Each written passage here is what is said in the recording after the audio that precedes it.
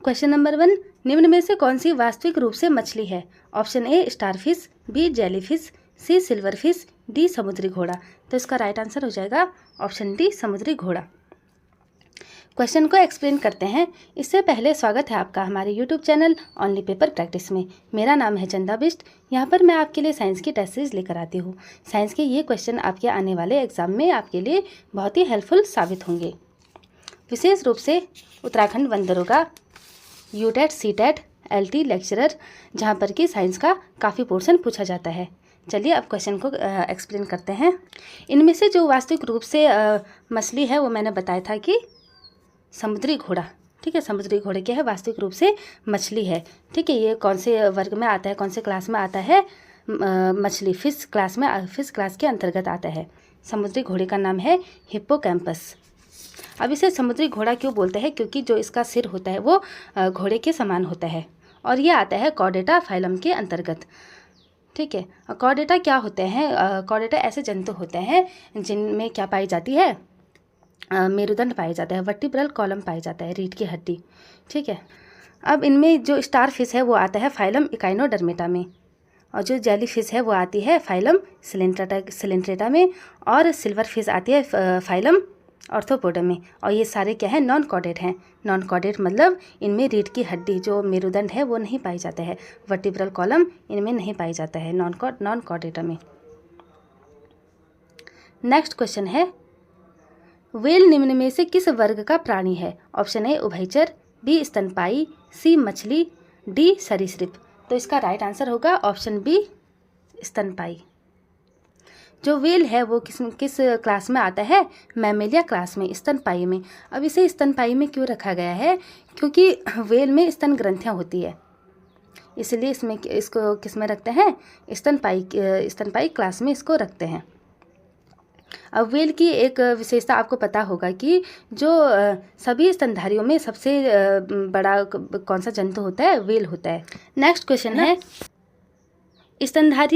स्तनधारियों के रक्त में सबसे बड़ी कोशिका कौन सी होती है? Option A basophils, B lymphocytes, C erythrocytes, D monocytes. तो इसका राइट आंसर होगा ऑप्शन सी एरिथ्रोसाइट्स। एरिथ्रोसाइट्स किसको बोलते हैं? आरबीसी को, रेड ब्लड सेल्स को, आरबीसी को। ठीक है, तो स्तनधारियों का जो ब्लड होता है उसमें सबसे बड़ी सेल्स कौन सी होती है? एरिथ्रोसाइट्स होती है, आरबीसी होती है। और ये बेसोफिल्स हो गया, लिम्फोसाइट्स और मोनोसाइट्स हैं डब्ल्यूबीसी के टाइप। डब्ल्यूबीसी क्या होता है? वाइट ब्लड सेल्स, जिसको क्या बोलते हैं? ल्यूकोसाइट्स। और एक ब्लड का टाइप कौन सा होता है? ब्लड प्लेटलेट्स, जिसको बोलते हैं थ्रोम्बोसाइट्स। नेक्स्ट क्वेश्चन है, मानव शरीर में विटामिन ए संचित रहता है? ऑप्शन ए यकृत में, बी आमाशय में, सी वृक्क में, डी है इनमें से कोई नहीं। तो इसका राइट आंसर होगा ऑप्शन ए यकृत में। जो विटामिन ए है वो कहाँ स्टोरेज होता है? हमारे यकृत में, लीवर में। ठीक है, जो विटामिन ए का केमिकल नेम तो आपको पता होगा, क्या है? रेटिनॉल। और विटामिन ए की कमी से कौन सी डिजीज़ हो जाती है? रतौंधी। ठीक है, ये क्या है? एक आई डिजीज़ है। और विटामिन ए के सोर्स क्या हैं? गाजर, दूध हो गया, मांस, ये क्या है? विटामिन ए के सोर्स हैं। सबसे ज़्यादा विटामिन किसमें? विटामिन ए पाया जाता है किसमें? गाजर में।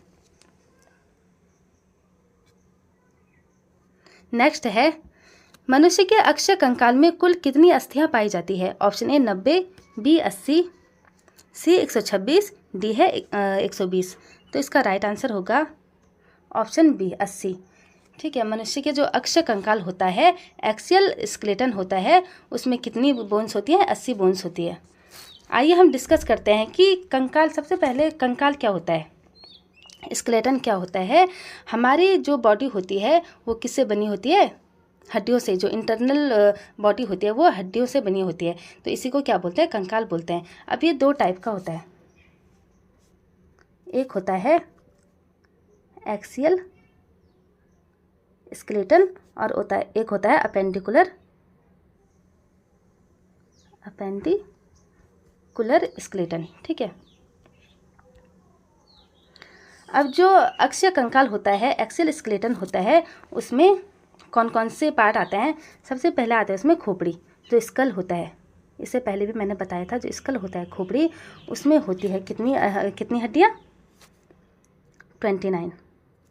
उसके बाद जो हमारा मेरुदंड होता है वर्टिब्रल कॉलम, उसमें होती है कितनी? उसमें होती है 26 हड्डियाँ।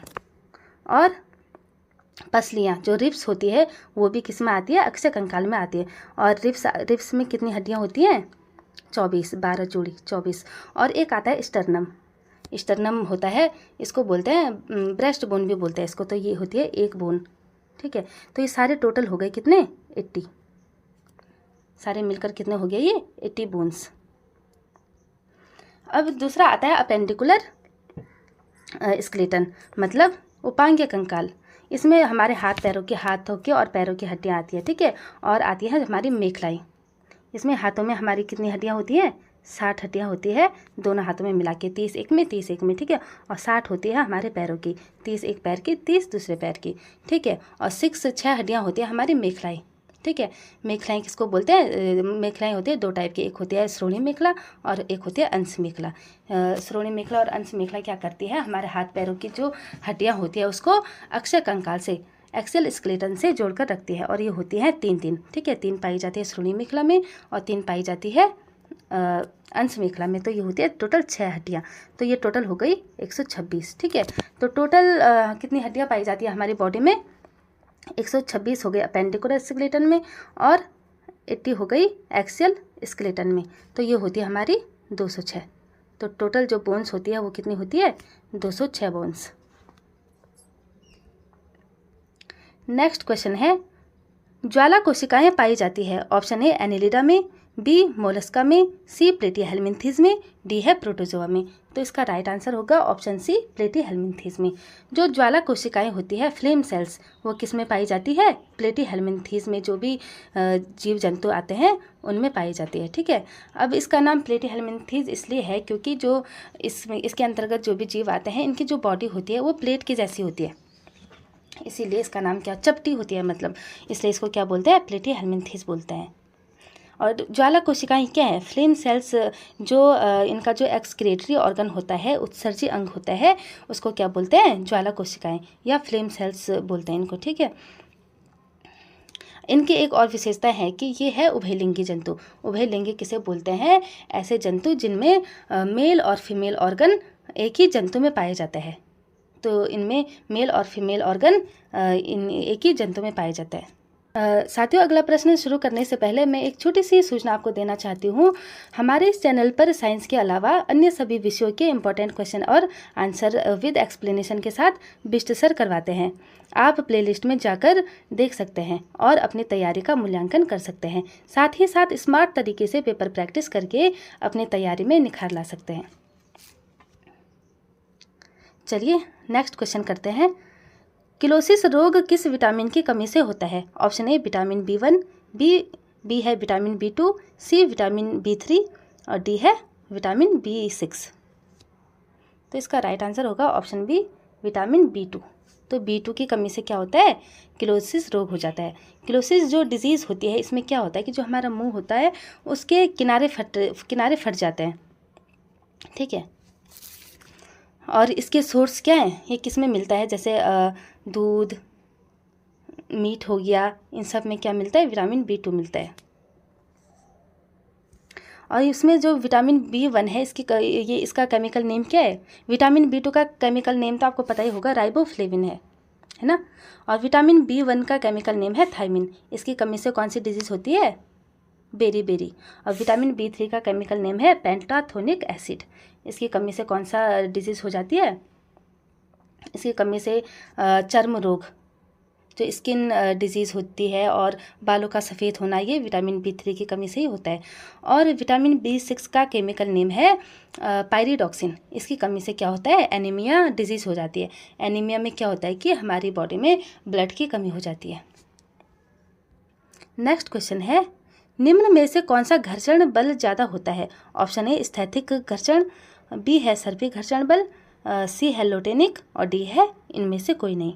तो इसका राइट आंसर है ऑप्शन ए स्थैतिक घर्षण बल। तो सबसे पहले हम ये जानने की कोशिश करेंगे कि घर्षण बल किसे बोलते हैं। घर्षण बल, फोर्स ऑफ फ्रिक्शन। अब फोर्स ऑफ फ्रिक्शन किसे बोलते हैं? जब एक वस्तु दूसरी वस्तु की सतह पर क्या करती है? गति करती है। तो क्या होता है कि इस वस्तु की गति में एक ऐसा बल कार्य करता है जो इसकी गति का विरोध करने की कोशिश करता है। एक ऐसा बल होता है जो इस वस्तु की गति को रोकने का प्रयास करता है, और ये बल किस दिशा में लगता है? वस्तु के अपोजिट डायरेक्शन में लगता है। इसी बल को, इसी फोर्स को हम क्या बोलते हैं? घर्षण बल बोलते हैं, फ्रिक्शन ऑफ फोर्स बोलते हैं। अब ये 3 टाइप के होते हैं। पहला आता है स्थैतिक घर्षण बल, दूसरा आता है सर्पिल घर्षण बल, और तीसरा आता है लोटेनिक घर्षण बल। अब स्थैतिक घर्षण बल, स्टैटिक फ्रिक्शन किसे बोलते हैं? कि जब एक वस्तु स्थिर अवस्था में है और हम उसको क्या करते हैं? हम उसे गति में लाने की कोशिश करते हैं, उसको मोशन में लाने की कोशिश करते हैं, है ना, उस पर फोर्स लगाते हैं, लेकिन वो वस्तु क्या है? वो बिल्कुल भी अपनी जगह से खिसकती नहीं है, मतलब वो गति की अवस्था में नहीं आती है। तो इसको क्या बोलते हैं? स्थैतिक घर्षण बल बोलते हैं, स्टैटिक फ्रिक्शन बोलते हैं। एग्जाम्पल के थ्रू समझते हैं कि जैसे हमने किसी टेबल पर धक्का लगाया, लेकिन जो टेबल है वो अपनी जगह में स्थिर है, वो बिल्कुल भी अपनी जगह से नहीं हिली, तो इसमें कौन सा फ्रिक्शन होगा? स्टैटिक फ्रिक्शन होगा। बी है सर्पिल घर्षण बल, स्लाइडिंग फ्रिक्शन बोलते हैं इसको। जब एक वस्तु दूसरी वस्तु के संपर्क में होती है और उस पर कैसा घर्षण लगता है?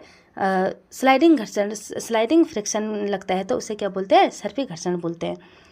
सी है लोटेनिक घर्षण, जब एक वस्तु दूसरी वस्तु के संपर्क में होती है और उनके बीच में रोलिंग फ्रिक्शन लगता है, या वो रोलिंग करती है, लुढ़कती है, तो उसे क्या बोलते हैं? रोलिंग फ्रिक्शन बोलते हैं।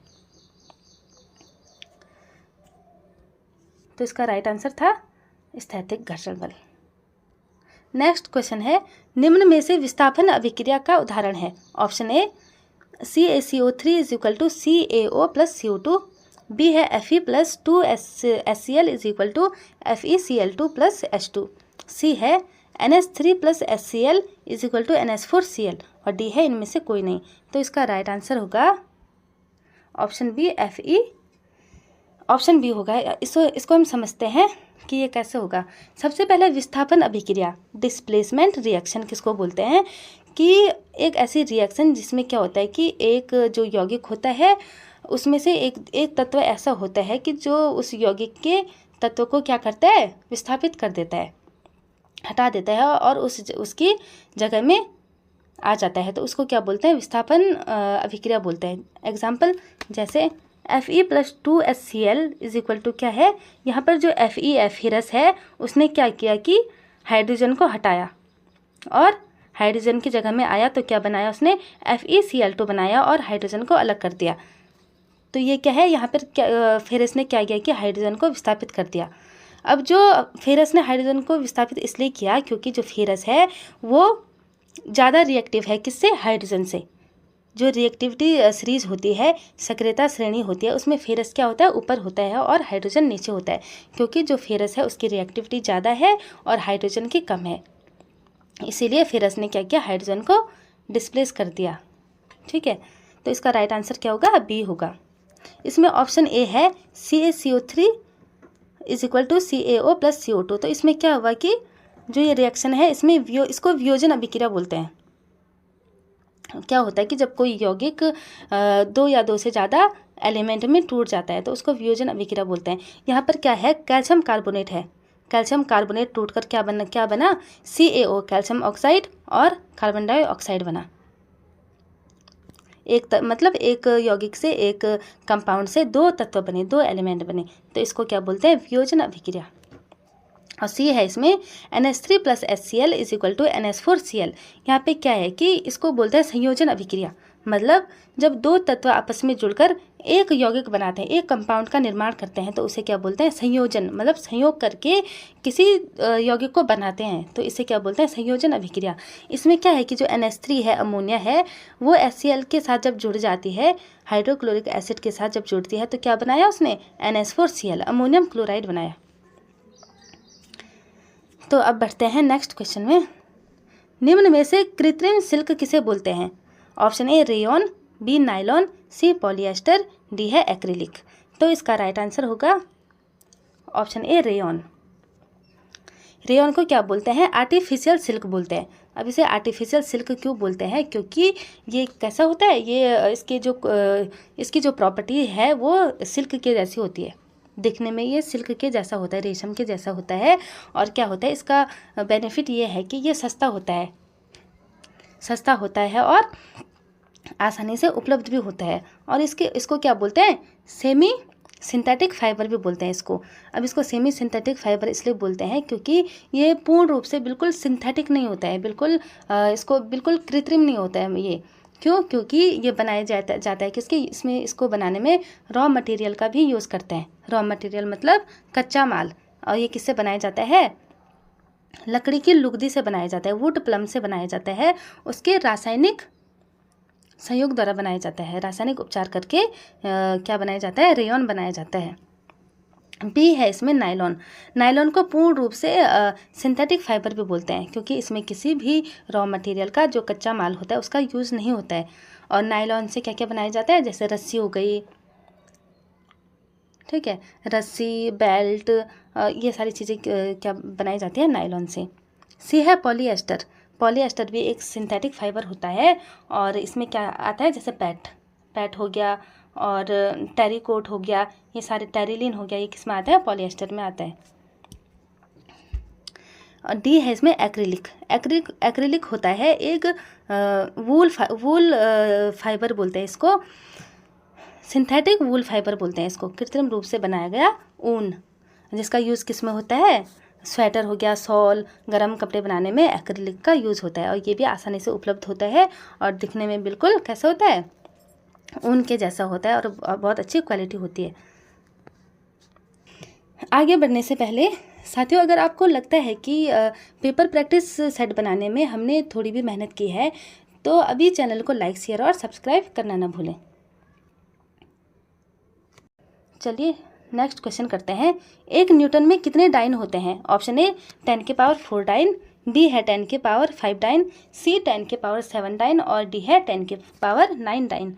तो इसका राइट आंसर होगा ऑप्शन बी 10 के पावर 5 डाइन। अब न्यूटन क्या है? न्यूटन है फोर्स की एसआई यूनिट, बल्कि एसआई इकाई है न्यूटन, और डाइन है फोर्स की सीजीएस यूनिट, ठीक है। तो एक फोर्स 1 न्यूटन इक्वल टू क्या होता है? 10 के पावर 5 डाइन। नेक्स्ट क्वेश्चन है, गेहूं में पाई जाने वाली प्रोटीन कहलाती है? Option A thionin, B glutenin, C है नाइसिन, डी है कैरोटीन। तो इसका राइट आंसर होगा ऑप्शन बी ग्लूटेनिन। तो गेहूं में कौन सी प्रोटीन होती है? ग्लूटेनिन। आप नाम से याद रख सकते हैं, जैसे गौ से गेहूं हो गया और गौ से ग्लूटेनिन। नेक्स्ट क्वेश्चन है, किसी वस्तु का संवेग p तथा द्रव्यमान m है तो इसकी गतिज ऊर्जा क्या होगी? Option A pm, B p²m, C है 2p², डी है p²/2m। तो इसका राइट आंसर होगा ऑप्शन डी p²/2m। आइए हम इसे सॉल्व करते हैं। इसमें हमें दे रखा है संवेग, मोमेंटम, और हमें दे रखा है द्रव्यमान, मास, ठीक है। अब हमने निकालना है क्या? गतिज ऊर्जा, काइनेटिक एनर्जी। तो आपको पता होगा कि काइनेटिक एनर्जी इक्वल टू क्या होता है? के इक्वल टू होता है 1/2 mv², ठीक है। इसे सॉल्व करते हैं। अब अगर हम नीचे भी m से और ऊपर भी m से मल्टीप्लाई करते हैं तो इसमें कोई फर्क आएगा? नहीं आएगा, ठीक है। तो ये हो जाएगा 1/2 mv², mv का होल स्क्वायर अपॉन m, ठीक है। और आपको पता होगा कि संवेग इक्वल टू क्या होता है? p इक्वल टू होता है mv। संवेग बराबर होता है द्रव्यमान गुणा वेग, मास इंटू वेलोसिटी। अब हम mv की जगह में क्या रख देंगे? p रख देंगे, ठीक है। तो ये आया k इक्वल टू 1/2 p रखा और होल स्क्वायर ऐसे ही आया अपॉन ये आया m। तो ये क्या बना? p²/2m, ठीक है। तो ये क्या बना? p²/2m, k equal to p²/2m, ठीक है। आया आपको समझ में? तो गतिज ऊर्जा जो काइनेटिक एनर्जी और जो संवेग होता है, मोमेंटम होता है, उसमें कैसा रिलेशन होता है? p²/2m। नेक्स्ट क्वेश्चन करते हैं। एक चुंबक दो टुकड़ों में टूट जाता है, यदि इन दो टुकड़ों को एक दूसरे के करीब लाया जाए तो वे, ऑप्शन ए है एक दूसरे को आकर्षित करेंगे, बी है एक दूसरे को प्रतिकर्षित करेंगे, सी आकर्षित करेंगे या प्रतिकर्षित करेंगे, और डी है न तो आकर्षित करेंगे और न ही प्रतिकर्षित करेंगे। तो इसका राइट आंसर होगा ऑप्शन सी, आकर्षित करेंगे या प्रतिकर्षित करेंगे। अब इसको देखेंगे हम कि कैसे कैसे होगा। ये कह रहा है कि जब एक चुंबक, कोई मैग्नेट है, उसको हम दो टुकड़ों में ये दो टुकड़ों में टूट जाता है, कोई मैग्नेट है, ठीक है, ये दो टुकड़ों में टूट जाता है। तो यदि ये दो टुकड़ों में टूटता है तो ये कैसे रिएक्ट करेंगे, मतलब, ठीक है। तो जैसे कोई चुंबक है, कोई मैग्नेट है, उसे हमने दो टुकड़ों में तोड़ा, ठीक है। कोई भी चुंबक है, आपको पता होगा कि उसमें दो पोल होते हैं, नॉर्थ पोल और साउथ पोल। अब जब हम एक चुंबक को दो टुकड़ों में तोड़ते हैं तो क्या होता है कि दो नए चुंबक बन जाते हैं, ठीक है, इसमें बने दो नए चुंबक। तो इनमें भी क्या होता है कि दो पोल होते हैं, नॉर्थ पोल और साउथ पोल। एक चुंबक जब दो टुकड़ों में टूटा तो वो फिर से दो नए चुंबक बनते हैं और उन पर होता है नॉर्थ पोल और साउथ पोल। अब क्या होता है कि जब सेम पोल एक दूसरे की तरफ होंगे, एक दूसरे की ओर होंगे, तो वो क्या करेंगे, एक दूसरे को डिस्ट्रैक्ट करेंगे, एक दूसरे को प्रतिकर्षित करेंगे, मतलब एक दूसरे से दूर हटेंगे। और जब अपोजिट पोल, जैसे नॉर्थ पोल या साउथ पोल एक दूसरे को क्या करेंगे, एक दूसरे की ओर होंगे, तो एक दूसरे को आकर्षित करेंगे, मतलब अट्रैक्ट करेंगे, ठीक है। आपने सुना होगा कि अपोजिट अट्रैक्शन, ठीक है। तो इसमें भी वही रूल होगा, ठीक है। अगर सेम होंगे तो वो एक दूसरे को डिस्ट्रैक्ट करेंगे, और अपोजिट होंगे तो वो एक दूसरे को क्या करेंगे, अट्रैक्ट करेंगे। नेक्स्ट क्वेश्चन है आज का लास्ट क्वेश्चन। रीता किसी पात्र में अचार रखना चाहती है, इसके लिए सबसे अच्छा पात्र कौन सा हो सकता है? ऑप्शन ए है एल्यूमिनियम, बी कांच, सी तांबा और डी है पीतल। तो इसका राइट आंसर होगा ऑप्शन बी, कांच, ठीक है। अब कांच कैसे इसका राइट आंसर होगा, क्योंकि जो कांच होता है वो क्या करता है, अचार के साथ कोई भी रिएक्शन नहीं करेगा। अगर रिएक्शन नहीं करेगा तो जो अचार होगा वो ख़राब नहीं होगा। इसीलिए क्या करते हैं, अचार बनाने के लिए किसका यूज़ करते हैं, अचार रखने के लिए हम कांच का बर्तन यूज़ करते हैं।